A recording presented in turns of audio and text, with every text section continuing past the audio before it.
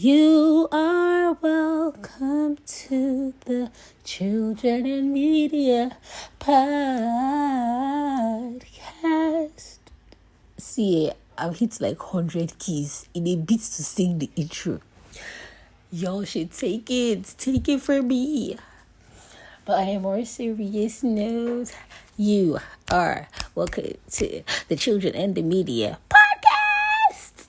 I'm so excited. So, it has been a busy life, but one thing I will do is record a podcast. And I'm so grateful for the reviews I got like on the last episode, because we had like the much anticipated Screentime conversation. And I like the feedback. I like the things that have been shared, just... So this third episode in this series is just to wrap things up. Let's wrap things up. Hey, you know what wrap things up? I had like a rap going in my head, but I will keep that for you for later. Chuckles. So today we're just basically talking about, a world with screen healthy kids. Notice I did not say screen free. Screen healthy kids. Boundaries, balance, and just like everything. And I just want to go over a few things which I believe will help even somebody listening to the podcast for like the first time. I do not believe that screens are exactly the enemy, because in a world of a child, or in the world of a child who has like zero exposure to screens and just like how to manage that, I don't think that child's world will be very balanced, especially with where society is at.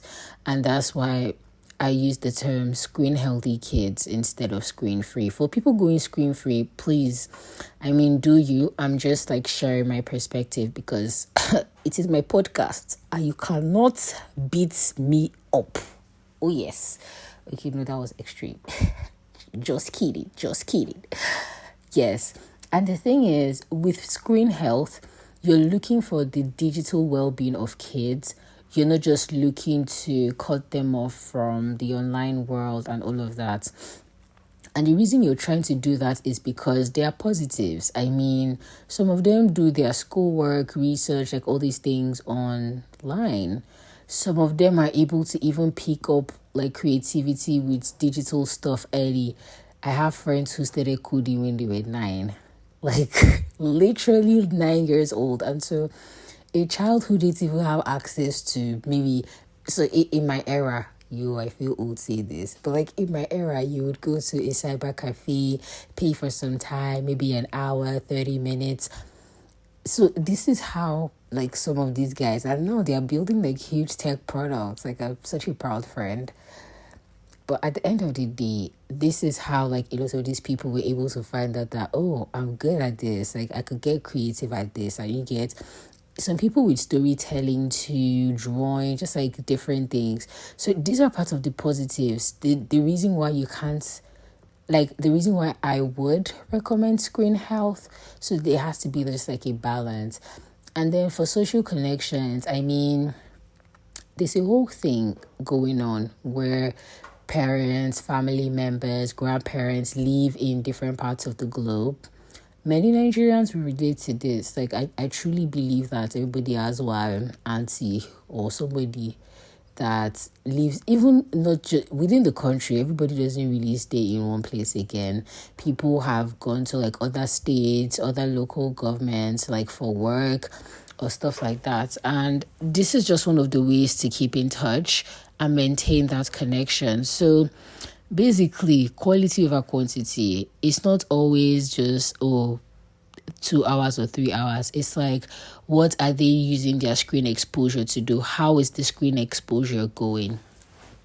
And this is, for me, the much needed balance. I talked about how, like, in this episode, I just want to wrap things up with expressing how there's a need for boundaries, for balance, and just building up the society for children to have screen healthy lives. So I think that the balance to all of this is just prioritize, give children quality over quantity. It's not just about, spend 2 hours online. Let the 2 hours be meaningful. Maybe they're doing schoolwork, they're learning something, Or even though there are days that they need to have a good time, I mean, though you have heard me complain on this podcast about how teachers in this generation are giving children 100 assignments to do. I don't know why somebody is in the what?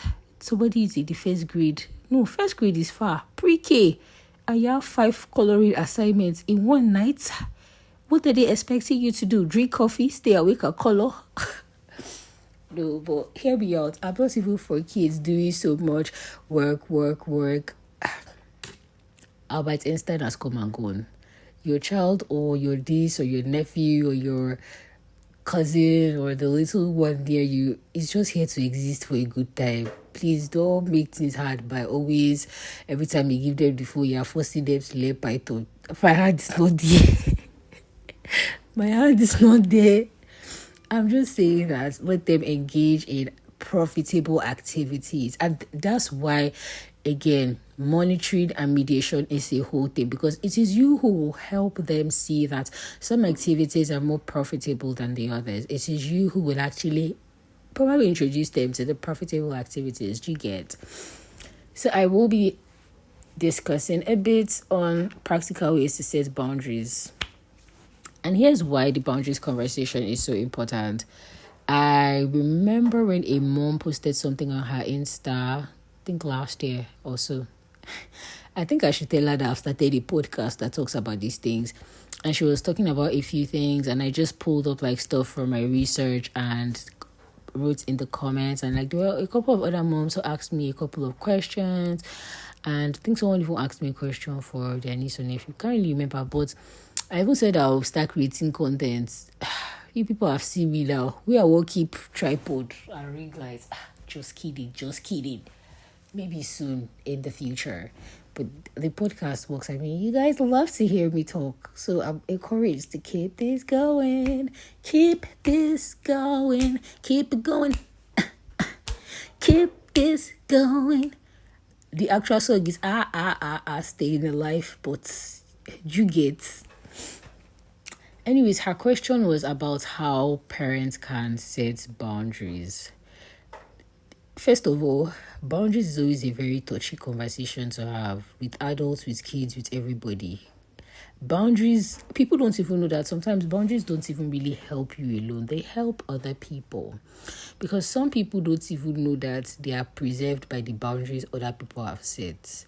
I'm not about to go into boundaries with work, friendship, relationship dynamics, and etc. But I will say that setting boundaries for your child, because children are people who they're growing, so they're adapting these things, this boundary will spill over from their digital interaction to other areas of their lives. Like it will teach them that you have to be methodical about different aspects of your life. You have to know that, okay, this applies at this time and this doesn't work and this should work at this time and this is what I should dedicate when we are having to do this. Like something about it also contributes to building a holistic child, and yay, I am all for boundaries. First of all, I think with boundaries, you need to understand that you're negotiating with little people who don't really get the idea. I saw a meme on TikTok. A little girl, she was on the floor crying. Her mother said her father told her no for the first time. And she was devastated. One last meme. Have you seen that meme where somebody says like when my favorite football team that has always been playing terribly, like when they lose another game, and the person was feigning shock and disappointment, and the voice was funny. It was like reading a script. The person was like, "Oh wow, that is sad. I am so devastated. I feel so terrible." Okay. But yeah, like, I mean, her parents were creating boundaries for the first time, like by telling her no, and she was crashing out. So, like, back to what the mothers were saying in the comments, they were just asking for, like, a few tips, because everybody will always tell them, don't this, don't that, don't this, don't... But nobody is giving practical steps. No, I also try because I know that for now my audience is very Nigerian, or even if it's global, like I always try to consider the dynamics of Nigerian families. Have you noticed that in Nigerian homes, the father's phone is the father's phone, but the mother's phone is everybody's phone? That's one of the first places you have to start setting boundaries for. It will not be easy because you love the kids. You're having a long day, you just want to open YouTube, put Coco Melon that you have downloaded offline and let them have a time. It's not wrong. Hear me out because I see you. But I think that when you start setting time, like maybe in the evenings or in the car after school, or that's like a first practical step to take. You can't just say mommy's phone is off limits. I don't think it will work for you. But you can say we're only going to use mommy's phone after school. After that, that's it for the day. And maybe if there are multiple kids, find a way to apportion the time so that nobody cries or feels cheated, or maybe everybody has their own day in the week with the phone, stuff like that. I'm just suggesting, again, disclaimer, I am just giving practical suggestions. If it's for older kids who have better understanding, like maybe teenagers, or that's when you can now have a bunch of rules, like, oh, you get your phone on the weekends. Or I knew people like that because at some point my school was a day school. So I knew people who could only use their phones during the weekends. And so Saturday classes at school, like extra lessons, they would now come with their phones because their parents wanted them to give full academic focus during the week. I think I have seen somebody also on Instagram who does that. The person gives their kids their tablets like during the weekend. Some of these rules will apply better to older kids, but for little kids, start small, just little actionable steps. I know you need to keep to it, because here's another thing. For a mommy who says that everybody should only use her phone at this time, and maybe at this time we should all go to bed, children are waiting to see if mommy will go to bed in that time, or daddy, or auntie, or uncle, or the adults in this case. Again, this is an adult podcast. It's not just for parents, because we're literally just the grown-ups who care. But they're watching out to see if you yourself are maintaining some form of boundaries. So there's that. So just do your best, basically. I'm rooting for you. Fighting. If you watch Korean movies, you should get the context. Fighting. Rooting for you. Another practical way to set digital boundaries with kids is to declare some places, some times, some events, screen-free zones. So I know people that don't use phones during, like, when they're eating. When they're in the car. Because the one of being in the car, though, some people have this motion thingy that comes from, like, I know I have it for sure. I can't really explain it, but if I'm using my phone in a moving vehicle, like, the moment I look up, bro, like, I'm fuzzy, I'm nauseous, I'm just like all types of things. But yeah, it's easy to declare some of these places screen-free zones. Maybe the bedrooms, like, oh, we only charge our phones in the living room. We don't take the gadgets, generally, not just phones, to the bedroom. Or maybe during mealtime. It's just that the way meals are structured in this part of the world, not everybody gathers together at the same time. So it may not be so easy to implement. But if there's a nanny or somebody, and you can just say, like, oh, when they're eating, please make sure they don't watch TV or do anything. Let them focus on the food. Just little actionable steps again. Just stuff. Just try to implement the one that works, basically. And from the ones that you have tried and the results you've gotten, it would now help you to devise better ways. Yeah. Another boundary I think that adults can set to help children just manage their screen health is age-appropriate limits. And I remember one DSTV ad when I was a child. I think they still do it now, how they would talk about setting parental limits on some channels, or just basically parental limits on some channels. And I think it has always been a good idea. So you can take that mindset and transfer it to other areas of children's digital interaction.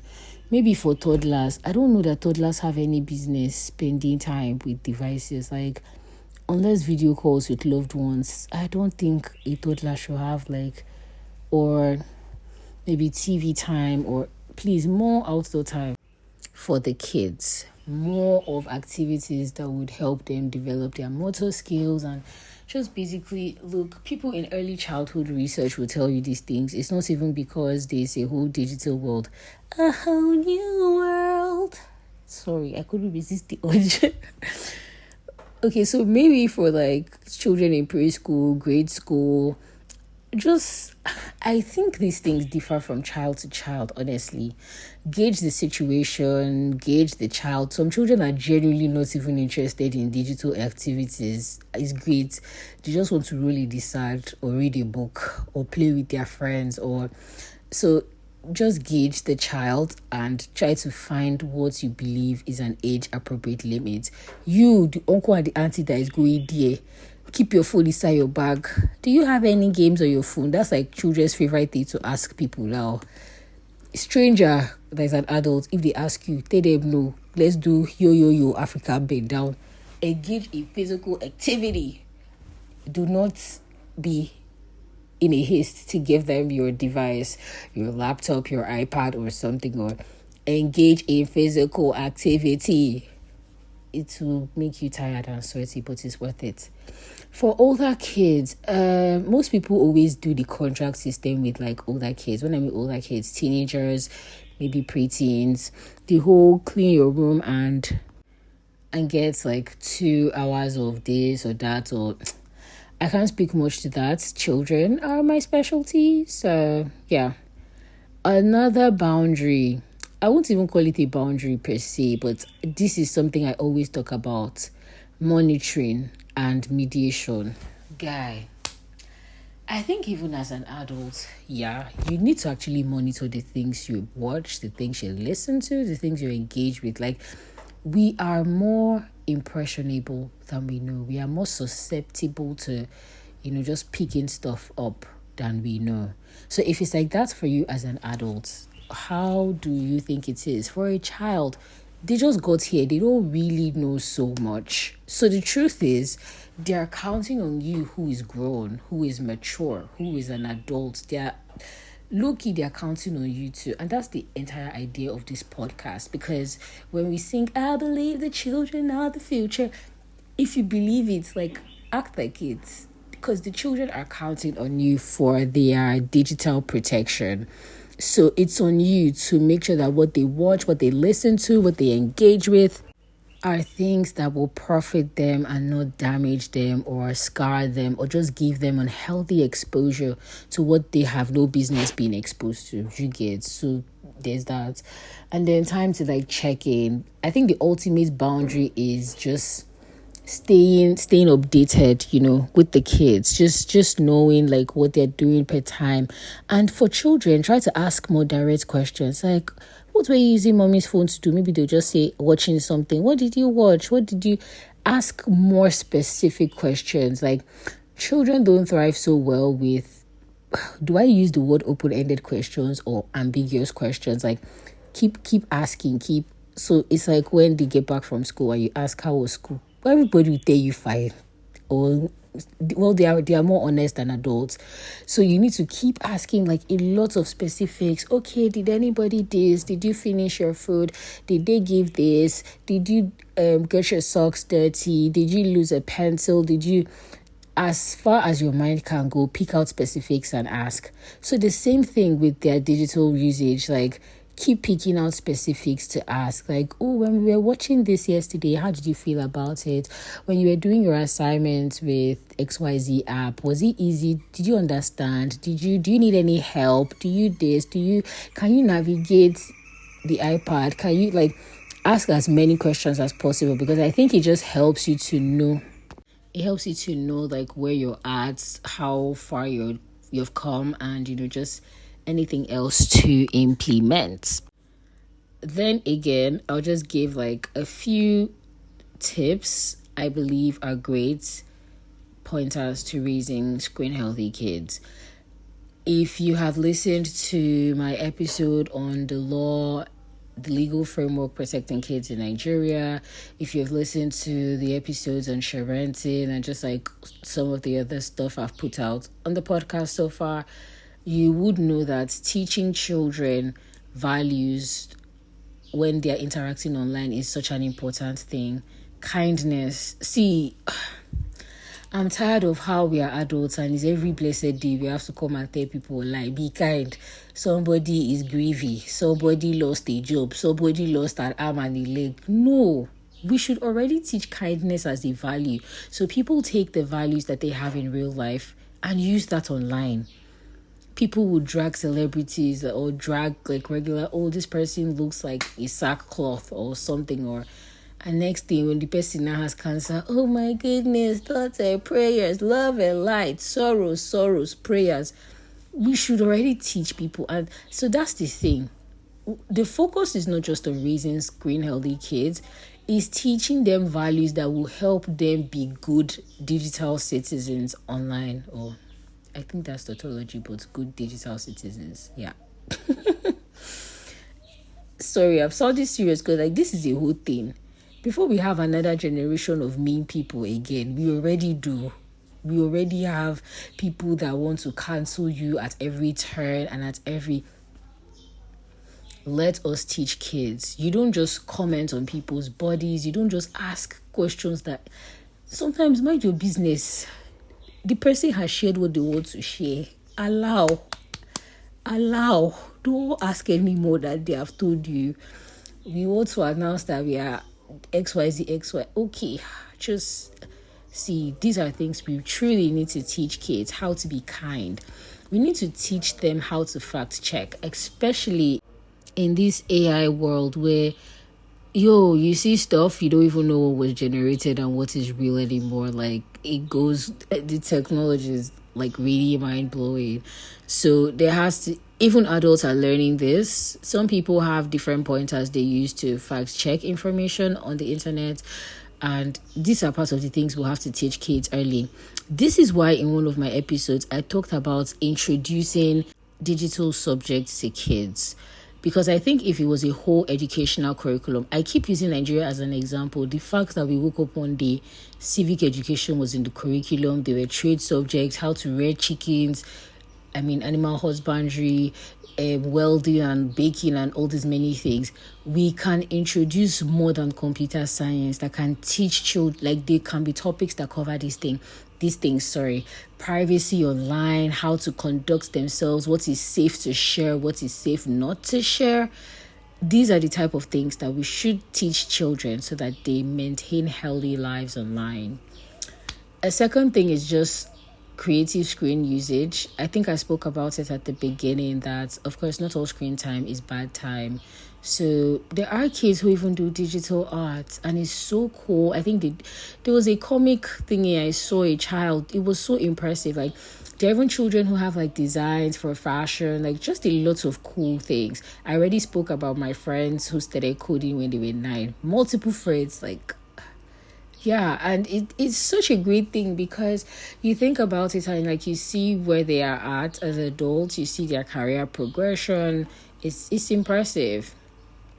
I'm not all for children in the content space, but hey, some kids like to make videos and they're child actors, so maybe that could be a thing for them instead of just doom scrolling.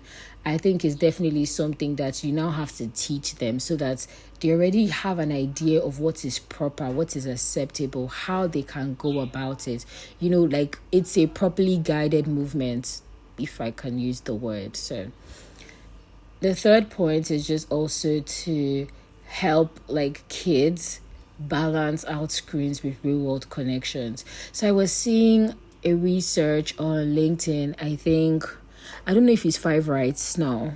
I need to confirm so I don't misquote. But maybe if I confirm, I would add it in like the caption or something. They were talking about kids who talk to AI bots and stuff. We cannot allow, screen time to replace real world connections. It's a no-brainer. And this is why registering your child for a sport will always be a healthy thing to do. A reading club, playing football with friends, like generally outdoor play. Well, I don't know why we are so averse to children rolling in sand. Okay, maybe I'm sounding like an aggrieved adult who didn't roll in the sand as much. allow. But here's the thing, there's no other time to do that with your life. Like, you can't wake up tomorrow as somebody in the HR unit, take off your shoes and go outside and roll. The company is going to think you have lost your damn mind, and they won't be wrong. But like, this is the time to do that. So we truly need to teach children that they can be, screen connection or anything. Or I mean, people make friends online. I have like many good friends online that we even became friends online. Then we now started meeting up physically and whatnot. But at the end of the day, it is on us to raise the children with that balance. The balance of just building real connections, talking to people, interacting with family, friends, like just I won't overflow this because I think it's something I already say a lot. Lastly, and I spoke about this in the last episode, children will notice, they will most often than not pick up your own habits with your gadgets, with your digital interaction. They're observing you when you sit down in your house and type all those mean things to people on Twitter. They will most likely pick up those type of habits because they'll think it's okay to be mean. The auntie said that somebody's head is like a balloon. They'll think it's okay and they'll first practice it in school before, or like among their peers. And then when they have their own access to the internet, it's like, let's go. LFG. But they are watching you. See, I need us to know that these people are like sponges. They just absorb like a lot, more than you know, more than you may ever know. And I think as human beings, that's why I said this in the last episode, that this is your hint, by the way, to listen to. If you didn't listen to the last episode, this is your hint to pause and go and listen, because I've made like 3 references already. But yeah, I was saying that this is why some adults do some things and you're truly shocked, because this is something like your parents, your uncle, your auntie, like whichever adults you had the most proximity to, these are the type of things that they would do. And you had no idea that a part of you just picked it up and just like tucked it somewhere. So the only way out is to have healthy habits yourself. All the boundaries we talked about, practical steps, and XYZ. When they say that you use your screen time for, when they come like, oh, what are you doing with your laptop? What are you... There's a little kid that calls it a lappy top. It's so cute. It's like how Priyanka Chopra said that her daughter calls the Jonas Brothers Donuts Brothers. It's so cute. Okay, let me not be distracted by how kids mispronouncing stuff sounds adorable sometimes. But I mean, when they come and like, oh, you're using your laptop, what are you doing? So I'm talking to somebody, this is how I make money. I am in different meetings and maybe I write posts for them, or that thing that they say, explain your profession to somebody that is 5. So when they see that, oh, most of the time when you're doing this and this, like this is what you're doing. So something in them also connects, screen time to productivity, to doing something worthwhile and valuable. Like, do you get the drill? But if they have always seen you scrolling endlessly and laughing, ha ha ha, okay, the laugh did come out the way I wanted it to. But you get the point. Like, if they only ever see you, doom scrolling or something, like, you can't really expect them to do better. And there are some kids that are blunt and they'll tell you, but why are you always using your old phone to laugh? But I think this is like one of the things about, they're like brutally honest in the funniest way. So generally, you yourself, and that's what is so healing about this journey, that in trying to be a better person for kids, you too have to find a better version of yourself. You have to dig deep to find that better version, to build that better version, to make effort to present them with, because the better world you want to give them, it's not going to happen by accident. So yeah, just putting that out there. I'm tempted to say that we should start writing tests to this podcast. Sorry, just kidding. But we're hitting like a huge landmark, and a part of me that likes education, that likes the dramatic, because I cannot tell busy adults to write tests. But I'm just being dramatic, by the way. But like a part of me really wants to find out, like, okay, there are people who have listened to all the episodes so far. Great, nice one. Tear a sheet of paper. Tear a sheet of paper. Let's test your knowledge. Okay, we're not doing that. But I think this is code name for saying that I would appreciate feedback. Are there things I've talked about in previous episodes or in this episode that are unclear, or things that you understood so well? Are there things that you now talk about? See, I am hoping to raise disciples. Okay, maybe that's not the way, but if I'm being honest, I am hoping that there are people listening to this podcast who will share similar ideologies and like truly defend the digital well-being of children. That's my agenda. See, you don't catch me. That's my agenda. That when we talk about the children being the future, we are also protecting their future online. We are also giving them a great digital heritage. Like, you don't catch me. For people who don't understand, you have caught me. I remember I always like to speak vernacular sometimes. By the way, I am from Nigeria and pidgin English is a thing. So I think I was at like a gathering or something that had to do with kids, and one of the rules they gave us was not to speak vernacular. So me and some of the other adults there who were with the kids, we would say something in vernacular and we would try to like do an English translation, and it was the most hilarious thing because there are just some things that go better in the language. So yeah, there's that. I just want to say that we cannot shield children completely from tech. We can help them and teach them to navigate it wisely. We can help them to regulate. We can guide them to just be good people, great digital citizens. That's really the most we can do. And with that, the 2025 season comes to an end. You did why? No, it has not. But I think for this screen time conversation, for the most of it, because it's something we'll always explore on the podcast. But yeah, this particular series has come to an end. I used to rule the world. It starts all those TikTok sounds.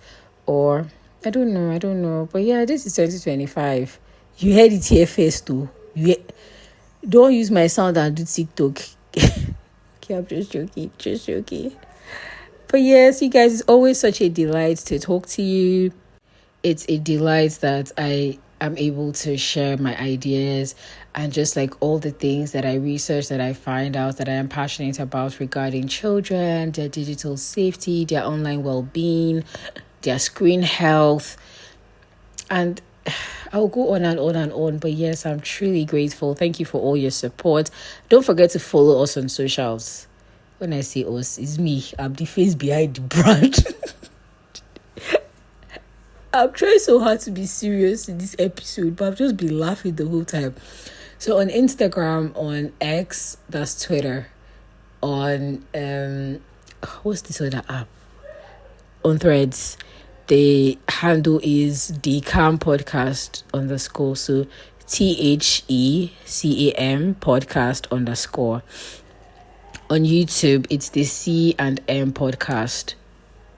Basically, if you just check for the Calm Podcast anyway, we are on every podcast platform, everywhere you get your podcasts from.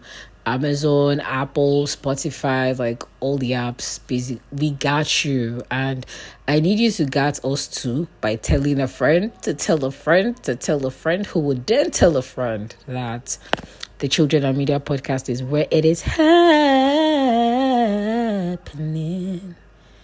We are where it is happening. I'm Igbo, so in Igbo do say ebe on a main bottom, like where it is soap. As it is hot, it is soap. So yes, looking forward to the next episode where we get to talk about more things just regarding children's safety online, digital health, and etc. The birds in my environment, they so badly want to be this podcast. Like, I cannot crash out, so I'm just going to end it here. See you next time. Bye.